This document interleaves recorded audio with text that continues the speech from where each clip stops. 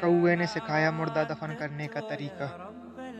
ये वाकया कुछ यूं है कि दो भाई थे, हाबिल और काबिल। दोनों भाइयों को एक ही लड़की पसंद आ गई। उस लड़की के लिए दोनों भाई आपस में लड़ने लगे।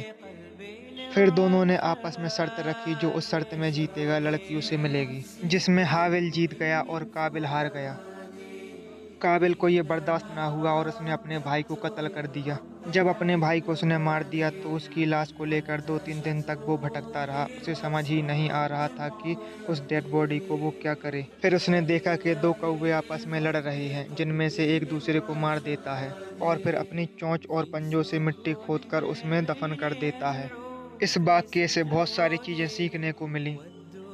हसद, जलन शैतान के सबसे बड़े हथियार हैं, इंसान को बर्बादी की तरफ ले जाने के। जब बंदे को कुछ समझ नहीं आती तो अल्लाह छोटी से छोटी मखलूक के जरिए भी मदद भेज देता है। इंसान की अकल काम न करे, अल्लाह ऐसी ऐसी जगह से मदद भेजने पर कादिर है। हमने ये भी सीखा कि हसद और जलन सिर्फ और सिर्फ बर्बाद करती है, आबाद नहीं। काबिल जो कि बहुत खूबसूरत था, जब उसने ये अमल किया उसकी शक्ल बदसूरत कर दी गई। शैतान के बार में आकर उसने आग की पूजा शुरू की। माजल्ला, रूहे जमीन पर सबसे पहला कत्ल काबिल ने किया और अब कयामत तक जितने भी कत्ल होंगे सबका अजाब उसके सर पर भी जाता रहेगा।